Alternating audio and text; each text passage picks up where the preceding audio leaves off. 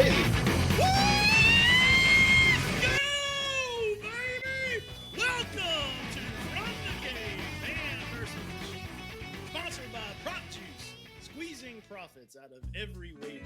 It's AI worth the squeeze, and Skybox Sports Network. Get your dream sports ticker and live odds boards at Skybox Sports Network. Welcome in, everybody. It's week 10. We're past the halfway point in the NFL season. We focus on the intersection of expert-based capping with Brian Reinert right here next to me and AI-generated projections coming from the PropJuice AI machine in this fast-growing world of sports betting. I'm Steve Shellman. Like I said, this is Brian Reinert. We'll be taking you through the NFL slate each week using a combination of AI and expert capper opinion. Brian's a world-renowned poker player. I think he got a little poker in last night, he was telling me. He's been capping games well before the boom of online sports gambling. I've spent the majority of my career focusing on building quantitative models and automated data pipelines to forecast and predict human behavior, specifically focused on defense and national security. As a defense contractor, my company has been working with the Department of Defense and now the Department of War for over the last 15 years. We've raised over $30 million in funding for our technology, and all that funding and all that technology is now turned on the sports world for you guys, the consumer, to come take advantage of.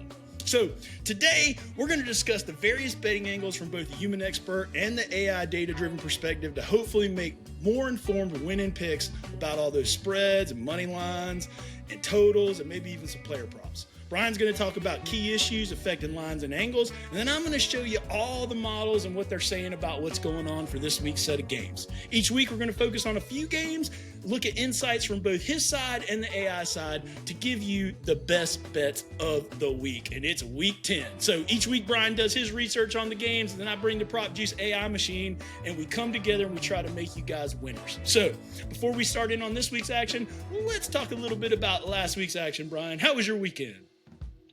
It ended up being really good. I mean, the big game that we talked about a lot and I gave out was the Rams minus 14. I even squeezed it to 20.5. My big clients, there was a lot of six-figure bets, and there was a little frustration from the week before because I didn't have a great week. But I made everyone happy this week, man. We absolutely crushed them. I mean, the Houston game, that one kind of hurt a little bit. They just kind of dominated. You wavered, yeah, you switched at the very end, man. I did. And then the Patriots, which just dominated Atlanta the whole game, gave up sloppy touchdowns in the end and then ended up not covering. The money line bets got through. They won by one, but, on a missed extra point, actually. That one was just like, I don't know what happened at the end of the game because you don't usually see Vrabel teams just give up like that. But they went into this prevent defense and they just, gave everything open down the middle of the field. And, that's what happens in NFL games sometimes at the end. So, but all in all, it was a great week. The big games I gave out all won. Yeah, your big games did all win. I think everybody scores at the end of the half or the end of the game these days, man. I mean, it's like it's almost it's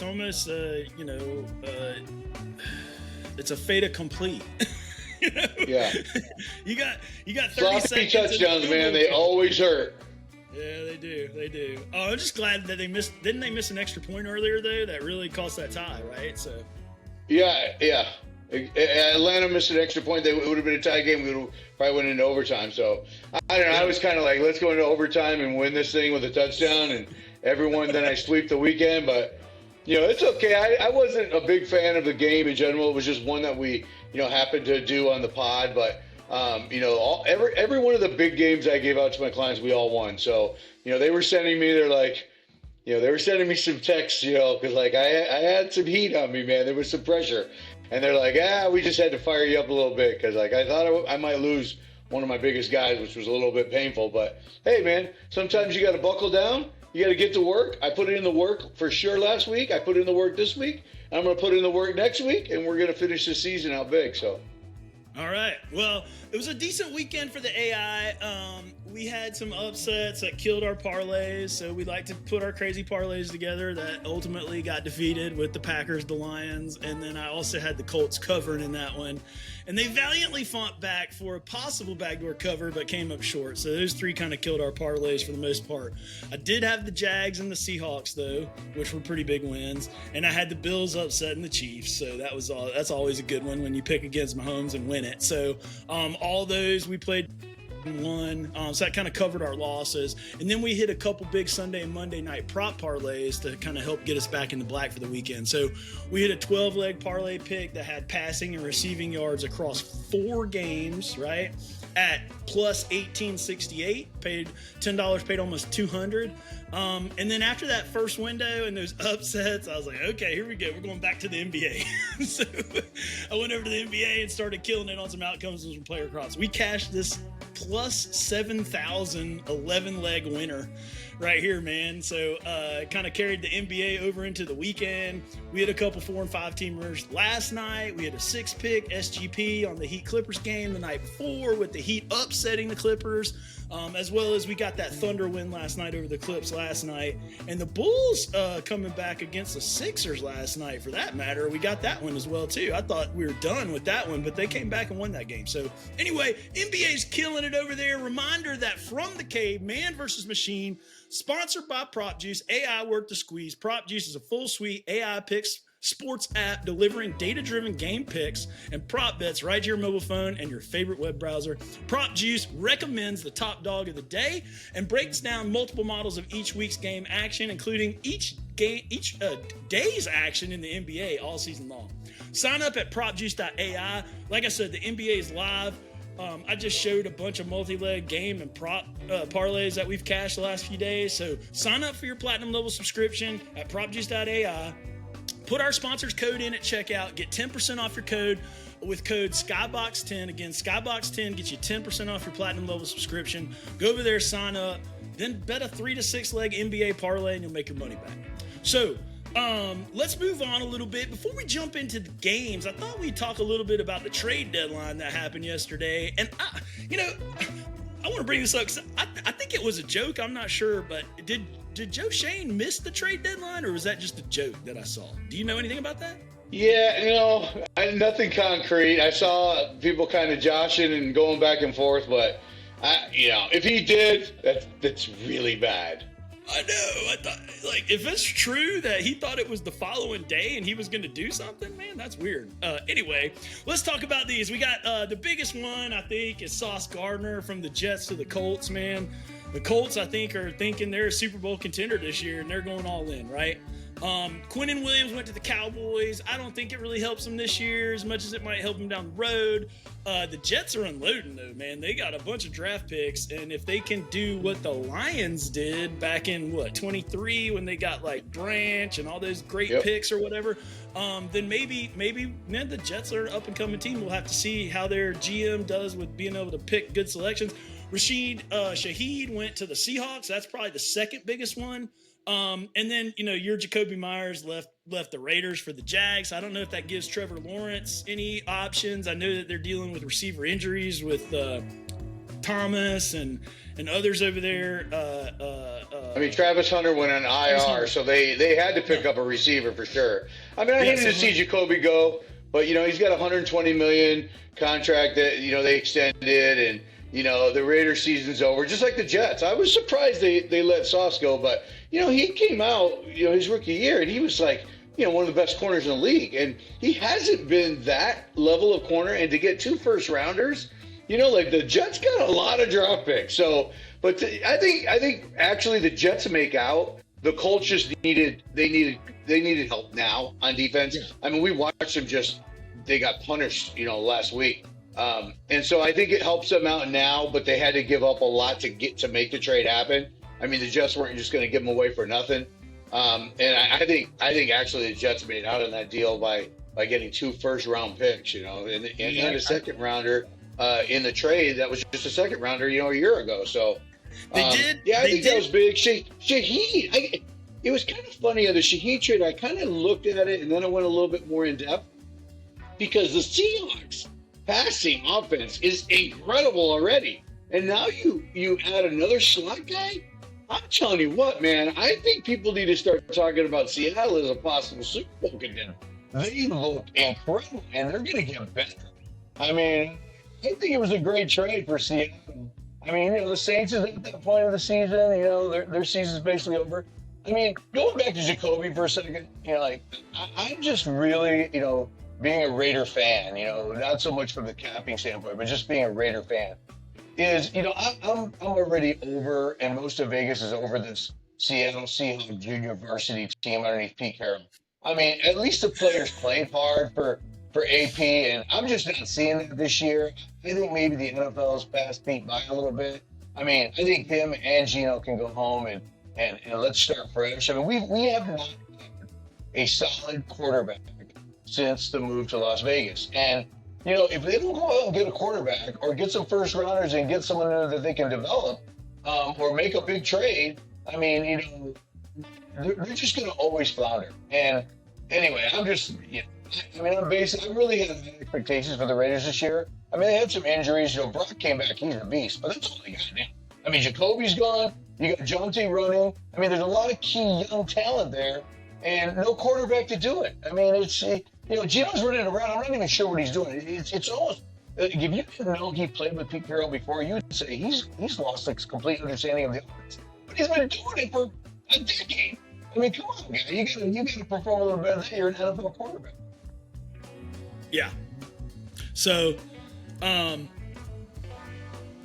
yeah, I mean, I think the Sauce Gardner is a win for the Colts if they win the Super Bowl this year, right? So, and then if they don't and they go downhill the next couple of years, then obviously it wasn't a good trade, right? But I think they're really trying to get it in for it now. So we'll see what happens. I mean, we could have a Seahawks-Colts Super Bowl, man.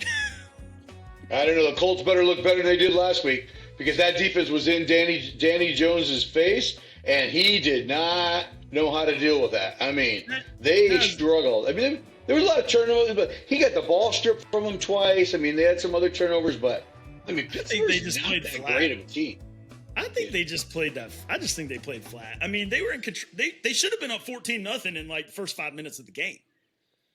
I mean, they had. But when you play catch up, they get stopped on. When you play catch up and you got a defense that can come after you like that, it gets ugly.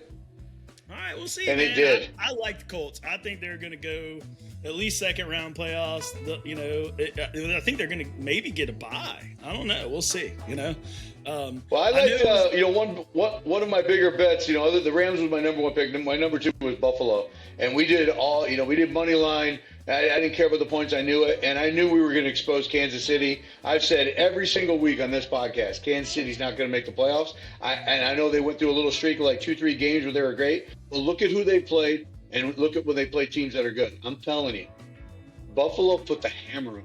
I mean, it was much worse than the score. You always have Mahomes coming back doing his craziness in the fourth quarter, but Buffalo dominated that game, and it only got touchy with at the end with Mahomes doing Mahomes. But I'm telling you, they're gonna. I said they're gonna have a down year. They are gonna have a down year. I took the under on their wins. It was my second biggest bet in the future, so I'm still hanging in there. We'll see, man. I think they look a lot better with Rasheed Rice. I think they just played flat like the Colts, man. That's my personal opinion. I think in the NFL, you get these teams that just come out, every now and again, and they just don't play well. And they might have practiced well that week. They might not have practiced well that week. We don't really know. But at the end of the day, they just play flat, man. And I think the Eagles have done it this year. I think the Chiefs have done it this year. The Colts certainly did it this weekend. The Steelers did it 2 weeks ago. I mean, if you thought the Steelers were all awesome this weekend, 2 weeks ago, they laid an egg. So, I mean, I don't think they're a great team. Yeah, that's what scares me about Indy, is I just don't think the Steelers are that good of a team either. And they look good. They look good against. Dude, everybody thinks the Packers are going to the Super Bowl. Look what they did on Sunday. I mean, they laid a huge egg at home against the Panthers, man. Yep. And I'm glad I got off remember that first game against the Lions? I was like, dang, man, with Micah Parsons, this could be a Super Bowl team. And then I was like, I jumped off them after the next week, and I'm glad because I think they got issues as well. Well, speaking of the Eagles laying an egg and the Packers laying an egg, they're going to play each other this week. So Philly's coming off the bye week, going into Green Bay, where the Pack laid a stinker, like we said, against the Panthers at home. They couldn't score. I mean, they moved the ball. The Panthers held them to 13 points. The opening line was Panthers plus 14. I know it. I mean, it's crazy. I mean, that's just crazy. Panthers plus 14, and they held the Packers to 13 points. I mean, it came down to 12.5 as the week went along, you know, and I actually jumped on that. So I actually took the dog and won that bet. So, but I didn't think it was going to be. I didn't think they were going to win it. So Carolina's played good ball though, like 3-4 weeks in a row now. They've played pretty good ball. They really, you know, they were the team I was going against early in the season, but for the last 3-4 weeks, they've looked really good. I don't know why they let Thielen go, man. You know, you know, it seemed like they started their trade stuff early, thinking they were done. But I think they're a pretty good team this year, man. So maybe they're just rebuilding over some time. I don't know. We'll figure it out. But you know, the Packers I thought would at least win by 10. The Packers D played good because it held Young to 50% completion percentage. He's playing well, right? They held him to 100 yards in the air. That's not a very good game for a quarterback in the NFL. Love threw a pick, no touchdowns. They only scored one touchdown on the ground with Jacobs, who had 87 on the ground. That's probably the best thing that happened in the game, is he ran for 87 yards, right, on 15 carries. They had a couple deep shots to Watson. He's back, right? And he got a 52-yarder, and Dobbs caught a 30-yarder, but they just couldn't keep their drives going. And, you know, they were only 50% on third turnovers down in the red zone. You know, the same thing hurt them. That hurts them every time they throw an egg. It's turnovers, man. I mean, it has such a huge effect in NFL games, especially when you drive the field, you get inside the 10 and you fumble. You know, or you throw a pick. Time off the clock and time of possession, all that kind of stuff. I mean, yeah, I mean, they outgained them 369 to 265 yards. I mean, that's ridiculous. You know? Yep, exactly. So Philly's coming off a bye, though. And so they've had some time to rest, heal up a little bit. I mean, I don't know what's going on with Brown and that whole, you know, situation, but AJ's questionable, didn't practice today, so I know. Yeah. So and I think he wants to be traded. I think he's going to be upset. Yeah, he is. He wasn't part of the trade, you know, the trade deadline. But that's what I'm saying. Yeah, I mean, the Pack do this, right? We've seen this from the Pack, but the Eagles kind of did this in the beginning. They're kind of on the up again a little bit, but well, Barkley finally let that game against the Giants, they look good. You know, they got beat by the Giants earlier in the year, and you know, I thought they'd have a bounce back, and they did. But Barkley finally had a good game. I think he rushed for 150 yards. He hadn't done that in a while. I think he had one for like 60 or 70 yards. Jalen Hurts threw 4 touchdowns. You know, I mean, he didn't throw the ball a lot. I think he only had 18 or 20 pass attempts too. But I mean, he was like 15 for 19 or something like that. He had a big QBR rating, so but he efficient. 4 touchdowns. Yeah, I mean, Gardner, you know, like, you know, he had a great game. He had 2 touchdowns, you know, and he on 3 targets, he had 2 touchdowns, you know, and so I thought Philly looked pretty good, and you know, I went Philly this week. You know, they're getting 2.5 points. You know, like I was just looking at the skybox, seeing if there was any movement on the money line, but it was kind of one of those games that, like, you know, you're giving me 2.5, and Green Bay is, you know, the money line of 2.5 is like 11 and 8. You know, a couple different books. So I don't know, but I like Philly. I'm going to take Philly plus the 2.5. You know, this week is hard to find good games because there's a lot of those 2.5, 3 games. You know, which is, you know, kind of interesting, but. Anyway, I think Philly's a better team all around. I think Green Bay is going to have to really, you know, the one thing about Green Bay is when you have a big passing offense, you know, they can get after you, you know, with their pass rush. But, you know, Philly doesn't really do that. You know, Hurts is not a drop back quarterback throwing deep balls in the offense. I mean, he does it a little bit to AJ, but, you know, I think it's more of those little short passes to Gardner, you know, it's a run play option to Saquon. So anyway, I think Philly's just a better team. You know, I think the games at Green Bay, and you know, Green Bay's always tough at home. They play well at home. But I'm going to go with Philly plus the 2.5. Yeah, I think I think Philly's the favorite. So they're my dog of the week. This is my dog of the week, I guess. It's your dog of the week too, I guess, probably because you're taking them too. So I think this would be more of a pick'em game. But the AI has a 59% chance for the Eagles to win. So we actually have them winning the game. 59% chance, almost 60% chance to win. It's a big number. Yeah, so I'm definitely taking them for a dog, for a road dog. You know what I mean? Yeah. Yeah. So I'm gonna mix in some probably plus 3.5s if I'm going like 7-8 legs deep on a parlay, just to kind of make sure I win that leg. But I'll mix in some money lines and some 2.5s as well on some straight bets, and definitely maybe a couple 2 or 3 team parlays. I might even do this with the Colts. Minus 2.5 and plus 2.5 for a 2-leg parlay or something. So as for the spreads, the power rank predicts a tie. The other models have them winning by 1, 3, 5, and 2. Only one spread model has the Packers winning by 2 points. 2.2 points to be specific. So all of our models cover the 2.5. We also have this kind of as a high-scoring game, but that Philly D could shut down the sputtering Packer offense. So you just never know how the Packers are going to perform. They move the ball, but are they going to score in the red zone, right? So if they make them kick field goals in the red zone, it could be an under game. The model has the Packers playing better, though. They have them scoring 20 in this game. They only scored 13 last game, so they have them scoring at least 20. The models do in this game. But the Eagles overall are scoring more points than the Packers. I mean, and we got a 71% probability that the score goes over 45. And then our scores are like 27-23 Eagles, 28-23 Eagles, 27-26 Eagles. Ultimately, the consensus score is Eagles 26, Packers 25. So almost everything has the Eagles either tied or up.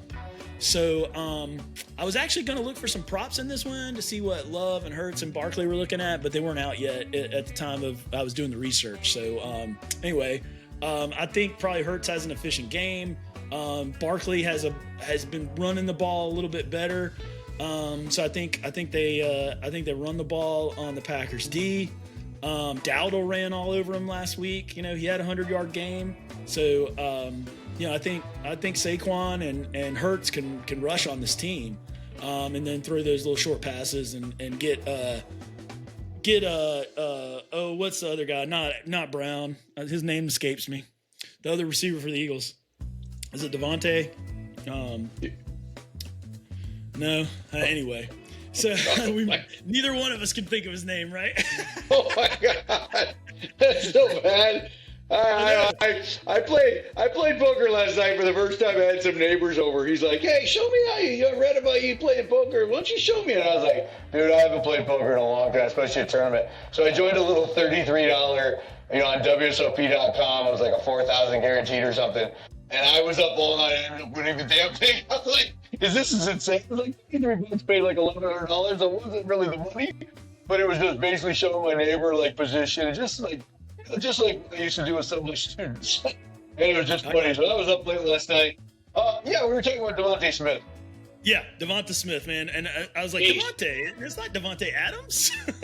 And it's Devonta. No. It's Devonta Smith. I think he'll have probably a good game with Hurts on this Packers defense with the play action pass. So we'll see what happens, man. But we both have the Eagles there. From the Cave, Man vs. Machine, sponsored by PropJuice, squeezing profits out of every wager. It's AI worth the squeeze. Sign up at PropJuice.ai. Get that platinum level subscription to be able to break down all the models each week, all the NBA models each day, get all the signals for making your parlays and choosing your winners at PropJuice.ai. AI worth the squeeze. Okay, so let's move on to what I think is the game of the week in the NFL, at least in my opinion, Brian. That is Drake May and the New England Patriots going up against my other fandom team, the Tampa Bay Bucks, man. So we got the Patriots and the Bucks. I admit to being a fan and a homer of both of these teams. I love both these teams. I've been to multiple games in the stadiums. I was at the Brady return game when he went back has a buck to play the Patriots. So this is just like a great day. And it's going to be hard for me to really root for somebody because I like both of these teams. I mean, we got Drake May coming into town to face Baker and the Bucks, right? Coming off their bye, still dealing with injuries. Godwin and Irving mispracticed today, from what I saw. I know it. Gedeke I was just going to say that it's going to hurt him. Yeah, Gedeke's back, but it's unclear as of today if he's going to go Sunday or not. He's got 21 days to play, and he's just now back today for the first time in practice after being out. So I don't know. That could be a big piece to either a win or a loss. Like if he starts to come back and by Friday he's a full participant, that could help with that offensive line. If he's not back by Friday, I don't know, man. I think this might go the other way. So, Drake May's playing great. He did throw a pick on Sunday, and the Falcons did come back, which scared me a little bit. But he threw for 259, 2 touchdowns. Travion Henderson had 55 on the ground. Diggs only had 38, but Demario Douglas had a big game. He had 4 receptions for 100 yards, and Henry, the tight end, had 51. So Baker's coming out of this off the bye. They were hoping to get healthier than they are. And then you got Drake May and the Patriots, which are a really hot team coming into town, man. Who you got in this one? So I thought the same thing. I thought, with the bye, because I'm going to tell you, they did not look good against the horrible Saints. I mean, they beat them 23-3, but it was all defense. I mean, Baker had like 150 yards passing. When do you ever see that? I think he only threw the ball like 20, 25 times or something. No Irving. They got a little exposed to the run game. White had played kind of okay previous to that, but he had like 35 yards rushing. Really the only passing they had was to Otten, which, we talked a little bit about, the tight ends last week. And then, one of the big props I had that we gave out on the podcast was all of the tight ends being, leading the league in targets and touchdowns. And then, we had everything last week. Bowers, and then Kraft got hurt. That was the only thing we lost. Like I had a bunch of guys that I gave it out to and got it from the podcast. They're like, "Oh my God, we're dead!" And I'm like, "Yeah, that hurts." But anyway, I'm going to go with the Patriots here. The game's there in Tampa. I think that they play pretty well there. You're right. I didn't like the way New England kind of that's kind of not a Vrabel type trait, where you see the defense kind of giving up a bunch of slop at the end. He usually gets guys to play hard. But, he's played great. I mean, like, I was a fan of his, but he throws the prettiest deep ball, I think, in the NFL. I mean, and with the corners, suspect with Tampa Bay, I think he's going to be able to, throw the ball down the field, with Henry and Diggs and Douglas, if Diggs stops having, babies with 5 women at a time, I read that article, I was like, what are you doing, kid? Come on, man, you're an elite receiver in the league, you gotta be smarter than that. But I love that. He's like, hey, Diggs knows how to work hard, play hard. He's got 4 kids. Yeah, I guess he's playing a little too hard, I think. But anyway, I like Tampa, they're giving me 2.5 points. I know, they're a road dog again, like we just discussed, but, that's kind of the slate this week, man. I like a lot of road dogs, which is, that's not common for me. So anyway, I think New England goes down just because no Godwin, I don't think he's playing. Irving, I don't think he's playing. I know their list is questionable, but I don't think they're playing. Evans is still out, with the hammy. And their running game did not look good. Baker, and the Patriots got a good defense. So I think what he's going to see with the Patriots defense is very similar to the defense he saw against New Orleans, actually a little bit better.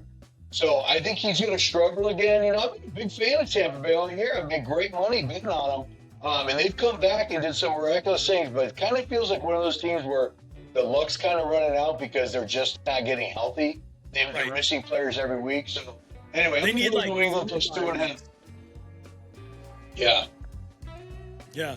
So, like I said, it's a hard one for me as a fan because I love both these teams. Like, I would choose both of them as a fan. The AI is going one way, so we'll talk about that in a second. But I definitely am a fanboy here.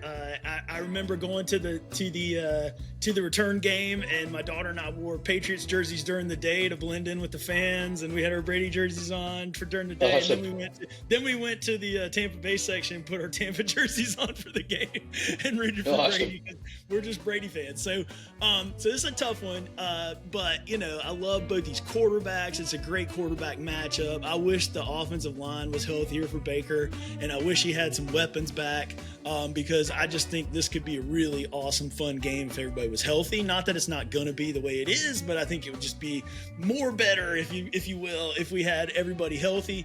I think May's moving up that quarterback pyramid to the top of the mountain with Mahomes and Allen these days, right? And Baker's right there too, playing like the MVP of the league. So, this is just going to be a great game. I don't know about these late game heroics and comebacks with all these skill players in and out, and no offensive line, but we'll see if Baker can do it again, right?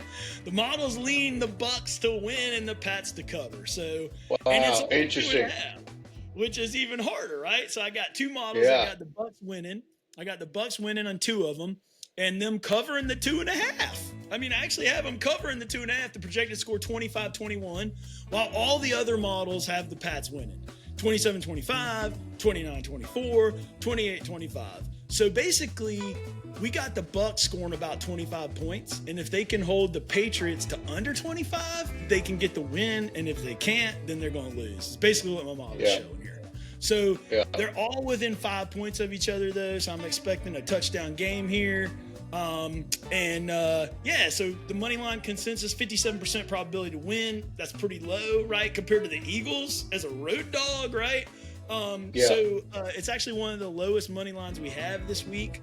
And it shows the Patriots. And then when you look at our consensus spread model and the scores, it's got Patriots winning 26-25 as the consensus. So really, this is a pick'em game according to the AI, right? Yeah. Choose a side for the straight. I'll probably bet the Pats given the value, right? So plus 2.5, minus 110. And then I'll probably take a Pats money line since I got them to win on some games. And then probably on some parlays, I might, go to 3.5 for the Pats, buy a point down if I'm going for an 8 or 9 leg parlay or something like that. But I think Pats money line, maybe even some kind of a ladder, or like you like to say, squeeze the line to Patriots minus 2.5 even. Maybe the Pats win by a field goal in this one. It's possible. I think this is going to be a really close game.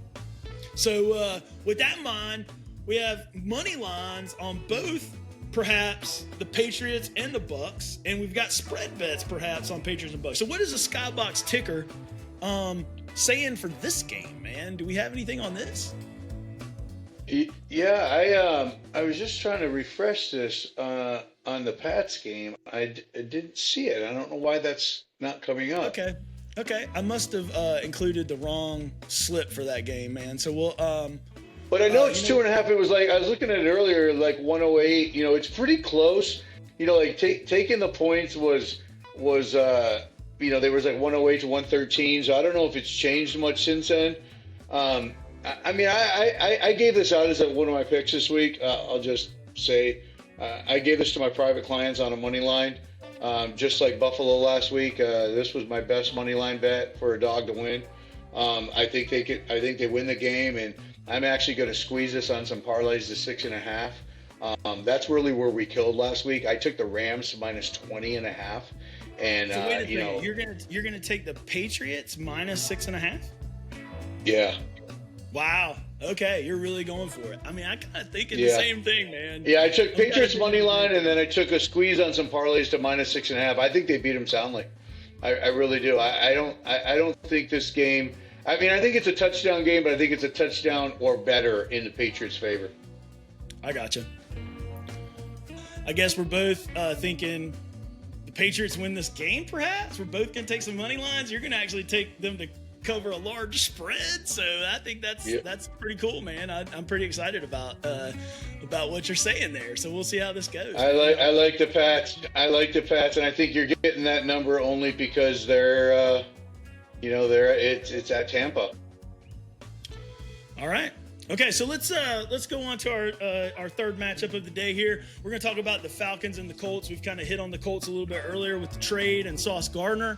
The Falcons we talked about the Falcons and the Patriots game, so it's kind of natural to kind of go to this game next year. Falcons are reeling after those 3 losses. They played much better last week against those juggernaut Patriots. They did actually come back. I felt like the Pats were in control of that game though most of the time, and the Falcons didn't really go lightly. I mean, I give them some credit that they fought all the way back and they didn't give up. Robinson only had 46 rushing yards. They leaned on Penix and the London connection. He had 118 receiving yards and 3 touchdowns. Penix threw those 3 touchdowns and had 221 total passing yards. So in the end, the Pats outgained them by about 80 yards, but the Falcons didn't give up. You know, on the flip side, Colts dominated for the first time all year. They got dominated for the first time all year, really, in that first blowout we've seen. I mean, in the end, it wasn't a blowout, but if you watch the game, it was a blowout, right? So the Colts were in control early, though, and then they had that turnover, and then just all down from here. I mean, 6 turnovers, can't win a game with 6 turnovers, right? He looked mortal. Jones looked mortal at quarterback for the first time this year. Rodgers looked like Forrest Gump. You know, he was youthful and energized, you know, by his touchdown pass, and he had 200 through the air, and it was like a reverse, man. Jones looked old, and Rodgers looked like the young guy. You know, the picks killed the Colts along with the fumbles. And then it was just kind of an ugly game, man. So, you know, they've added a key piece to that defense now, though. So I don't know if that shores up that pass defense against Drake London and Michael Penix this week. They're favored by 6.5. This game is actually across the pond. It's in Germany. So it's an international game live from Berlin on Sunday morning here in the States. So who do you got? And, you know, does the travel or Germany part play into this one at all? You know, and I'm wondering if Sauce is going to play. Could he get in there and get an understanding of the defense on a short week like that with travel in there? I mean, I guess you got a lot of time on the plane to, you know, kind of study the book and what have you, but they play a pretty similar defense, so I don't think there's a huge amount of adjustments. But let's talk about Atlanta. So Bijan Robinson, who's one of the premier rushers, since they moved around the offensive line because of injury to the right tackle, he had 40 yards rushing, then he had 25 yards rushing against a team in Miami that's pathetic. And then he came back and had 46 yards, and believe me, if you watch the game, that was not a one-point game. I mean, New England just shut him down. He couldn't do anything. So this is like one of the top rushers in the NFL. Hasn't even rushed for 50 yards and ran for 25 one game. So this is not a Bijan. He's healthy. There's no problems. He's running. This is an offensive line problem, and I think it's going to cause a lot of problems this week. So anyway, I like Indy. I broke out the old Matty Ice vintage jersey today because, you know, everyone knows I lived in Atlanta for 20 years. I had season tickets for 20 years. I was a big Falcon fan. Still am a Falcon fan.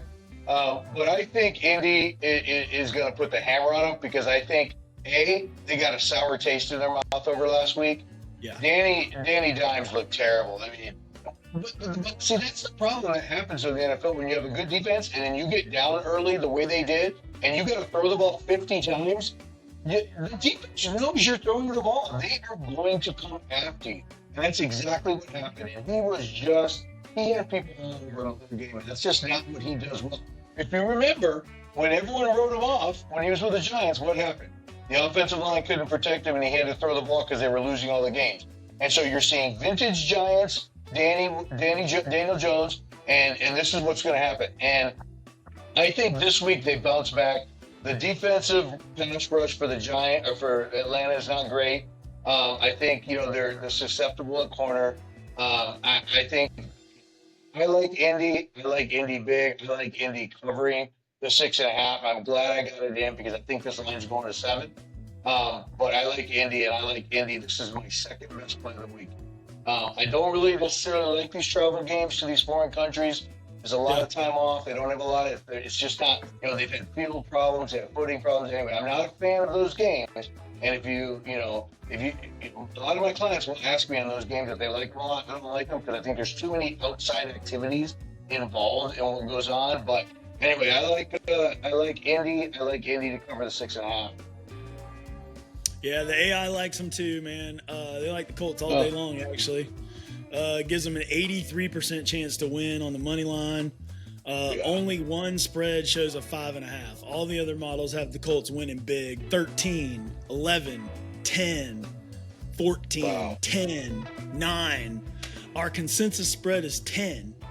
So we have this one at under 48. Our models have the Colts holding the Falcons to 20 or less, while the Colts offense reinvigorates itself under Danny Dimes. And they, the wheels kind of came off that flat performance, but I think they get back in the game, like you say, this week. The models have them scoring 25 or more in every run. We're averaging out at 29, and Atlanta's averaging out to 18. So, I mean, that's a 10-point game, That's what I found in my research too. Yep. That's wild. So PropJuice has got, in terms of some props, I'll throw out a couple of props. PropJuice has got Pierce, Alec Pierce going over 52 yards with a 78% probability.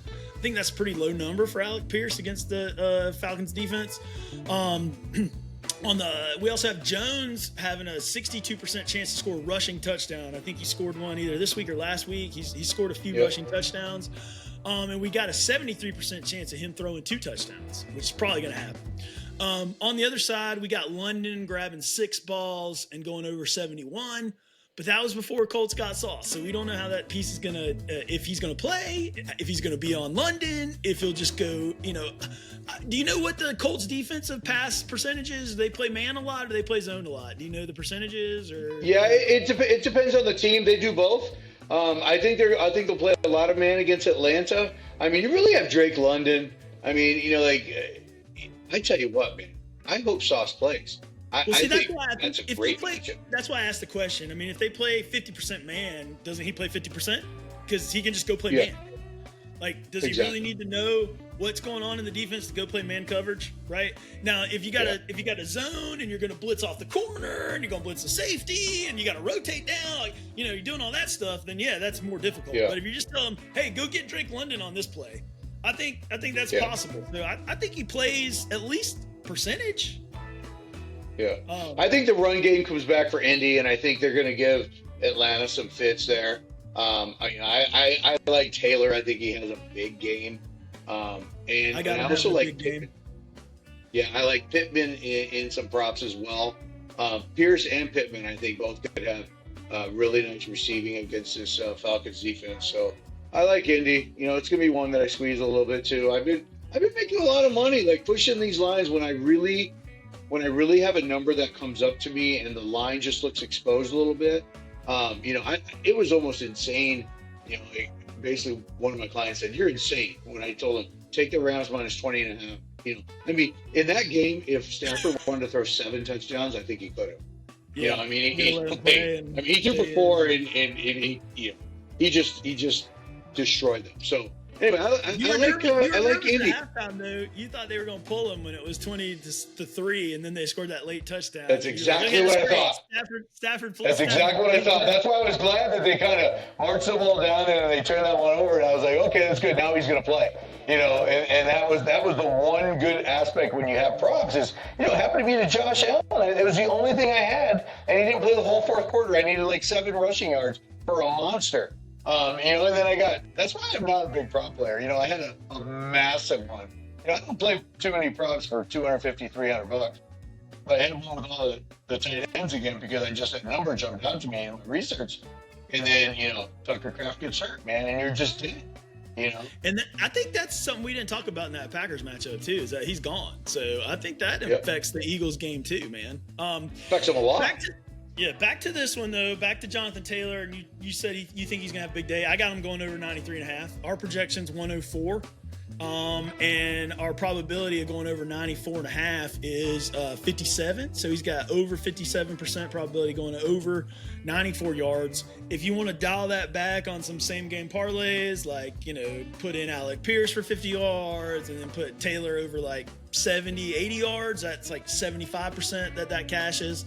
So think about that. In terms of Bijan, we both, the AI and the Tutty cast has Taylor and Bijan both likely to score touchdowns. 65% probability for Bijan, but that's 65% for him every week. Yeah, and there's 82% probability for Taylor to score a touchdown, which is definitely 82% every week. And then you got, so those two could score touchdowns. And then Bijan. So let's look at his rushing yards. Yeah, we got over 66. We're projected 71, which kind of, frankly, is a little scary to me. I don't think he necessarily. We only got a 53% probability he goes over that 66. So even if he with does, the way the offensive line is playing, I wouldn't take Bijan rushing over any week for the rest of the year. I think they're struggling, and it's not him.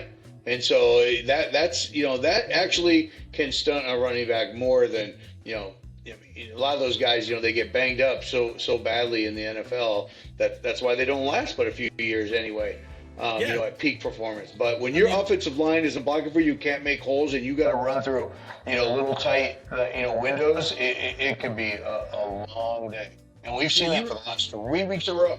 This isn't like a one-off. This is 3 weeks in a row. Yeah, you were mentioning it in the against Washington. He had 75. And then he had 170 against Buffalo. Yep.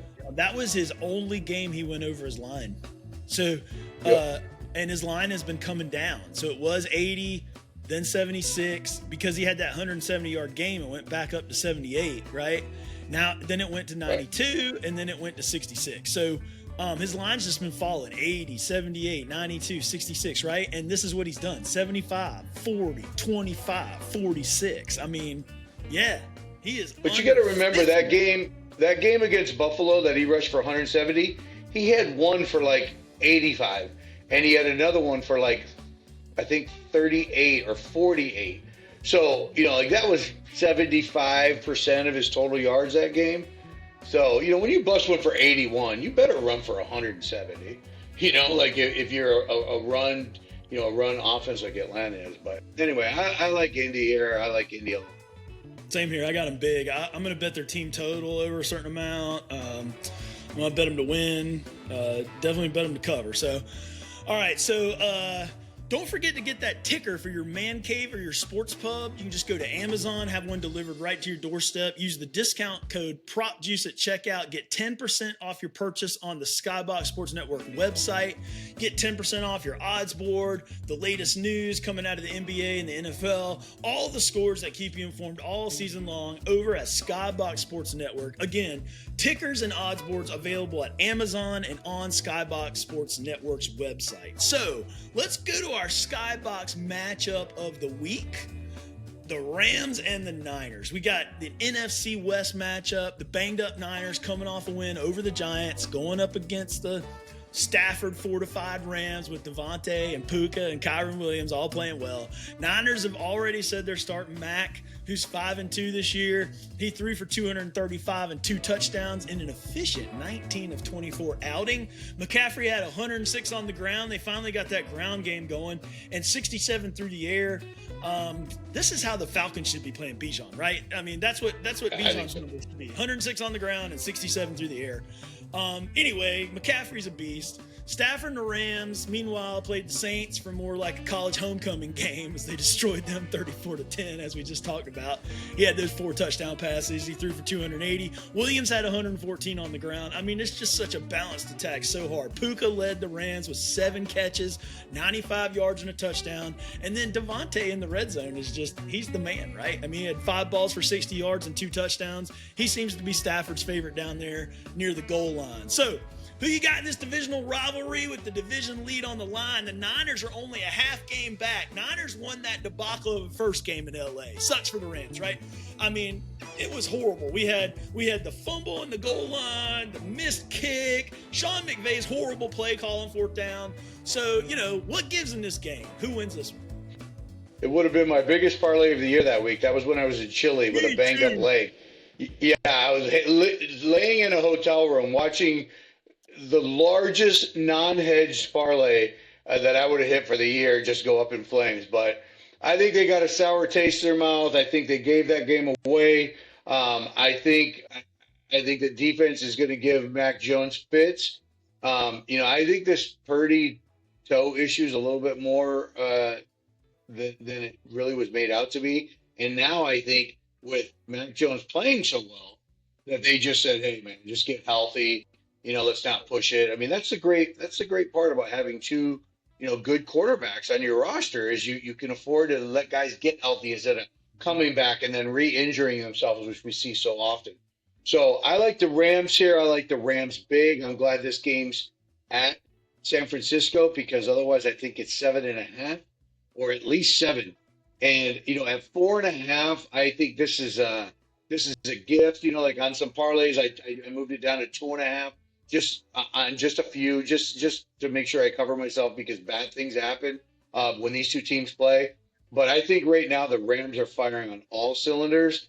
Kyron's playing well. Stafford's playing lights out. Remember at the beginning of the year, everyone was like, Stafford's back so bad. He might not last for 3 games, 4 games.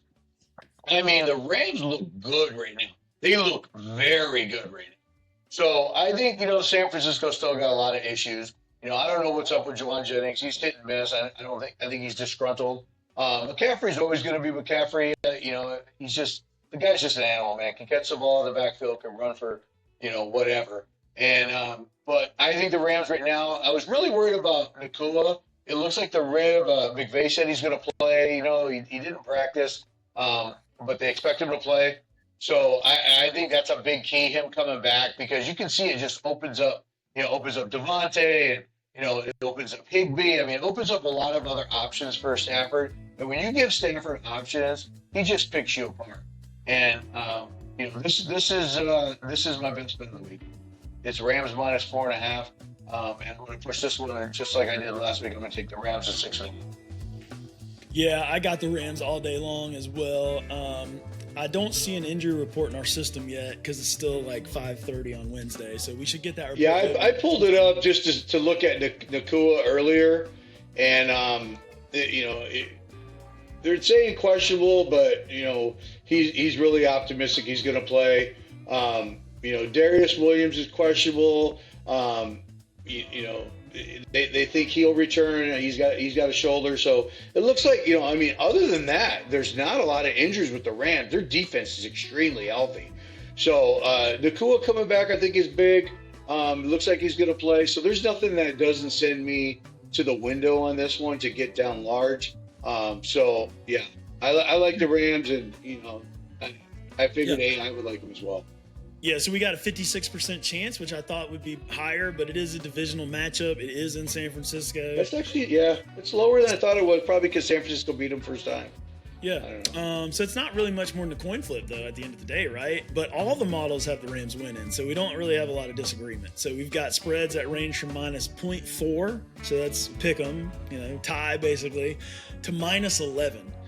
The consensus, though, is that Rams cover the 3.5. So I'd probably go 3.5 on, straight bet, but maybe 2.5 on some parlays or some money lines, even on some parlays, especially if you're going to add the Pats in there and some of these other games we talked about. That could be touchdown games. The Rams scored in the runs. The Rams score more than 23 in all, so you could do a team total on this as well. You could do an Indy and Rams, both over 25 points probably, or something like that, as a nice 2-team parlay. I think the Rams get it done. I mean, we got 27-22, 27-24, 29-18, 27-23, and then that one 23-23 game that's a tie. So I just think McVay he has a lot weighing on his mind after the bad play call. He took full responsibility in the presser after the game, saying that it was his fault they lost that game.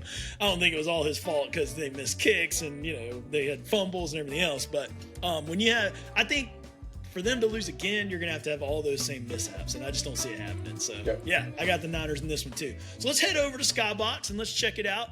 If we were gonna take some spread bets or some money lines on this, what you got for us, Brian, over there? Yeah, I was just refreshing that. I see MGM came down to 4. It's and DraftKings has it at 3.5, which is shocking because Caesars was 4.5. I was hoping I was going to get 4. Doesn't look like it's going to happen. I think this line's going up, but MGM was still at 4 and DraftKings was still at 3.5. But you're laying 124, and I think that's a juice play, hoping it comes down to a field goal. Anyway, I like the Rams. It's not going to sway me the money line on any of these games because there's just no way I can take San Francisco. If you like San Francisco, you're getting a juicy number. Plus 180, plus 185, plus 188. They are at home.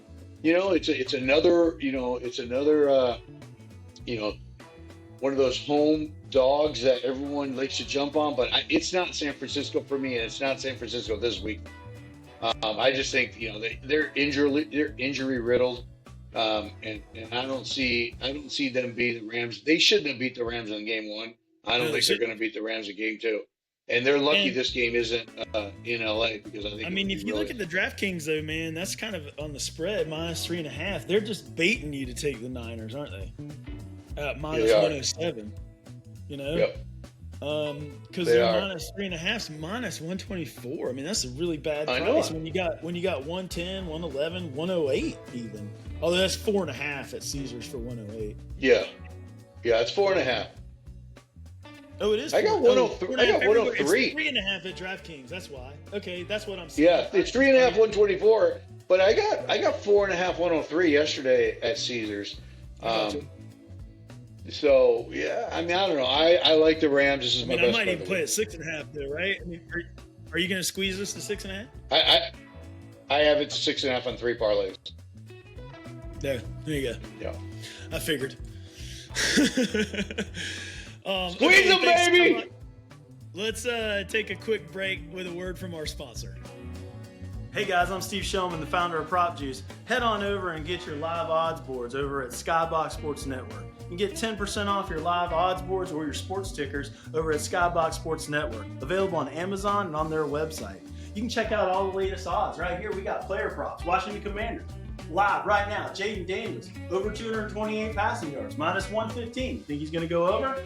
What about Jordan Love? He's over 234, -115. You think he's going to go over? Check out your odds all day long. We got receiving props. We got wide receiver, longest rush, or rushing props for running backs, and wide receiver props, longest pass, receptions, receiving yards. We got all the odds from NCAA football, the NFL, MLB, WNBA, NHL. It's all available right here on your live odds board. Get your live odds board from Skybox Sports Network. Get 10% off with code PropJuice at checkout. Get your best bet at PropJuice. Go check out the best price from Skybox Sports Network. Get your odds board at Skybox Sports Network. Okay, we're back and ready to go. We've run down the whole shebang for the week right here. We got a lot of agreement. I think we agree on everything. I don't think there's anything we disagree on this week, Brian. We like the Colts. Yeah, is that right? We were the same? New England? Colts, Patriots. Well, AI had Tampa, though, right? Colts, Patriots. AI had Tampa? The AI has Tampa for a money line, but I'm going to take the Pats to cover. So, yeah, I took New England cover, I took Philly cover, I took Indy to cover, and I took Rams to cover. Yeah, wow. So I got all your covers. All our money lines are the same, with the exception of the Tampa game. But I'm not going to bet that one probably. Yeah, exactly. Oh, you will. It's a smaller number, and I really like the Patriots covering more at a better price, right? So. Yeah. Hey, one thing we just want to let everyone know, when you go to PropJuice, I got a lot of DMs and stuff on my Twitter this weekend because it said, hey, the parlays aren't up on the parlay page on PropJuice. There's a little bit of a hook in there, but I just told everyone to clear their cache, and it came right up. So it was up all week. I actually text Steve. So just if that happens to anyone, just clear your cache and redo it, and they pop right up. But, okay, yeah, we'll work on some fix. We've had a couple of fixes because we've had some issues with when you're coming back to the site. If you've left it open for a long time and we've made an update or a change, then you need to refresh it. And sometimes just refreshing doesn't work. So if you log out, log back in, or clear your cache, like Brian said, you'll get everything back. We're also going to start loading up NBA parlays coming up. So I'm going to do probably a walkthrough of our NBA land, I guess you will, with all our games and props tomorrow on a special walkthrough video that I'll probably post tomorrow at some point in time. If you guys want to look out for that, and you can, see the video and see how we're going through some of the props and picking our top props, and how we're looking on Thursday nights at NFL and NBA, and even Sunday nights, NFL and NBA, and Monday nights, NFL and NBA, where you got like maybe a 90% prop that's going to cash in the NFL, and you got an 85% prop in the NBA that's going to cash, and put those together on two-legger and, bet it, and you'll win. I mean, it's been crazy. We've definitely hit. I tell you, I am not an NBA fan. I'm not an NBA fan, but PropJuice has been so freaking hot that I was like, I've been watching more NBA games. I put them on the upper TVs, and because I just can't stand the league. I mean, I played basketball my whole life, and watching these guys just take the ball and run down the court and not dribble but twice, it's just like it just seems, and they don't play hard till the end. It just, I don't know. I've never been a fan of the NBA. I don't think it's a great product. The prop juice has been so hot. I mean, I have some of my friends that also subscribe to prop juice. They're like, dude, they're hitting every single game. So I was like, I think I'm really paying attention, to be totally honest with you. And then I started looking at it, and there's no NFL games, and college basketball started, which I'm a big fan of. And so they're just starting out, so there's a few games. But then I started looking at these, these prop plays from AI and these parlay plays from AI, and I'm like, I'm gonna start betting these, and I started smoking them, man. It got me some money last week. So anyway, yeah, I mean, it's banging right now. Yeah, it's really good. I mean, go back and look at some of these plays. When you get 14-game parlays in the NBA, it's unheard of. Yeah, we've been hitting some crazy legs, man. That plus 7,000 was awesome, man. And then insane. I like when you get when you put like 4 legs in one game and 5 or 6 legs in another game and 2 or 3 in the third game and 4 or 5 in a fourth game, and you bet all those, right? Single game parlays, and then you put them all together, and then that hits, and you're like, whoa, man, that's crazy. We had a 12 leg 12 legs over 4 games, man. That cash, man, it's just crazy. So yeah, this is what happened to me last night. I have one NBA game. No, I had 2 NBA games. I had Golden State both halftime.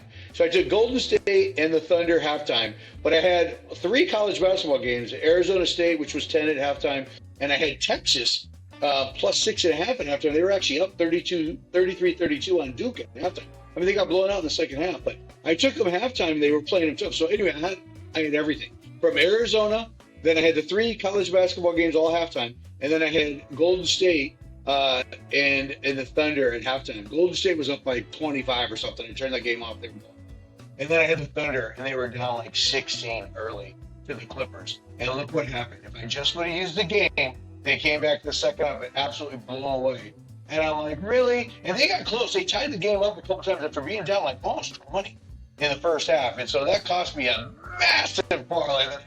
I have one of my sites where I can leave open spots, which is kind of cool because I'll put some bets in. If I just don't want to make it a 5 or 6 teamer, I'll just leave spots open. And as we go along the week, I'll add games. So anyway, those are the 2 I added up here. The 1 NBA game. Yeah, I just would have took the game. Like yesterday, you said I would hit it. Yesterday, all the news or all the buzz was that Giannis was going to sit out. So, and he didn't sit out. But early in the day, everybody thought he was going to sit out because he played that long game against the Pacers. He hit the game winner. He was listed on their injury report with a knee problem and was only probable for that game. So everybody thought he was going. So I took and the model said the Bucks could win this game, but it was going to be closer than we thought. And with him sitting out, I took the Raptors. So I'm glad I did. He played, and they lost by 28. So, I know it. They look terrible. Yeah, they look horrible. And I had the Hawks. I had the Hawks plus 5.5 or 3.5 or 4.5 or whatever it was, and they won by 12. And the Bulls. Man, dude, they were down against the Sixers early, and they came back and won that game, man, just like the Thunder did against the Clippers. I mean, I was nervous at that game too. I turned it. I was doing something else. I turned the OKC game on late or something, but when I turned it on, he only had SGA because I bet on that guy every night, man. I mean, he's like a walking bucket. He's like guaranteed 30. So I do 25 every night because I know he's going to get 25, right? There's that one time he didn't get 25 on the Equinox night. He's like the only one that did cash. It's like this is like par for the course, on Equinox night. So anyway, he only had like 7 points or 11 points. I was like, what? No way. I was so nervous. And then at halftime he had 16. I was like, oh yeah, he's gonna get his 30. I think I did have 30. I had him for 30. And so, the second half, they just pulled away, man. Now Chet didn't play well last night. He only had like 5 points or something like that. So I expect him to have a bounce back game tonight. So anyway, the NBA is a crazy, crazy, crazy little league there, man. So, all right, Brian, well, it's been so much fun talking ball, talking a little bit of NBA, definitely talking about winning bets with the NFL, talking about a little bit of PropJuice AI, talking about human expert. Now, I'll just say that just because the AI gives you a number doesn't mean you have to take that number. me and Brian both do analysis and we think about things. And so we're doing human machine teaming on this podcast. And Brian's giving you his human intuition. It doesn't mean that you as a user of PropJuice just have to go in and blindly take every bet, guys. Okay. Unfortunately and fortunately, however you think of it, we give you, we make a pick for everything, right? Well, if Brian made a pick for everything, his record probably wouldn't be as good as the AI. The AI has to pick everything. Brian picks and chooses, right? He's like, nah, I'm gonna lay out. That's a scary. I'm gonna tell that I'm gonna do this. You can do the same thing with the AI. Don't take the AI just because it says it, right? Just because it says that the Jazz are gonna blow out the Bucks doesn't mean you want to take that. You gotta be. We talk about 4 games every week, and a lot of times I bet only one of the 4 that we even talk about. And most weekends I play like 3-4 games. I mean, there's some weekends I play 2, and then there's some weekends that maybe I'll squeeze to 5 if I really like it. This isn't that week. I'll play 2 or 3 games this week. I'll play a couple on Saturday in college, and I'll play 2 or 3. It just so happened that the games that we just kind of randomly select. Both Indy and Rams were two of the games that I like this week a lot. So I spent a lot of time on it, and it just reinforced what I liked about the games, and they happen to be big plays for me this week. Awesome. I'll just close with these 2 little tidbits that I've said a bunch of times on this podcast and on some of the videos for the app, and that is all models are wrong, some models are useful, right? So I mean, no model is going to get everything 100% right. So keep that in mind when you go to PropJuice AI. No model's 100% right, but we think we have useful models. So pay attention to them. Look at the agreement. Look at the disagreement. Use your head. Do your own research. Put them together. Go win. Okay. 1. 2. The other thing I'm going to say is, play with the probabilities, man. Just because we say take the over on, Tyrese Maxey tonight for 29 points. That only has a 52% probability to cash. So if you're okay with that, fine. But if you want a 70% probability, dial it back, see where that 70% is, and take him on that with another player. You can add 2 or 3 players on that, right? If you think Maxey's going to go off because he had a down night last night and the AI is showing him to go over 27, and you think then play it, right? I want everybody to use the system as a tool, because the second thing that I wanted to say is that the CIA, and I know this because I've worked with them, do not use one tool. They do not use one tool. They do not use one AI model. They do not use one human's intuition, right? They amalgamate a lot of sources and information to come up with a decision. And so our AI is doing that in a sense, in that it's providing you multiple models. It's giving you multiple votes, right? You get your vote too, okay? So even if you have your favorite AI tool that's already on the market out there and you haven't checked out PropJuice, I encourage you to check out PropJuice. We do things a little differently. We have transparency baked in. We show you what's under the hood in our models, where things are going. We don't just say, take this pick. We show you why you're going to take this pick, okay? And then the second thing is, just because you have an AI model out there that you like doesn't mean a second, a third, or fourth, or fifth can help, right? Can add to that. Like I said, don't just use one tool. So with that, spread the word, like the channel, come back next week from the cave, man versus machine, pits expert Brian Reinert, expert capper, against the PropJuice AI data back machine. Catch next week's episode on Thursday before the kickoff to week 11. Gosh, I can't believe we're in week 11 already. It's flying, isn't it? Yeah, it's crazy, man. It's so fast. I mean, we're already in October. It's starting to get cold outside and everything else, man. Got that chill in the air. It's football weather. So it's a great time to be in Foxborough. Too bad we're in Tampa this week. All right, guys. Y'all have a good one. Hopefully, go win, baby.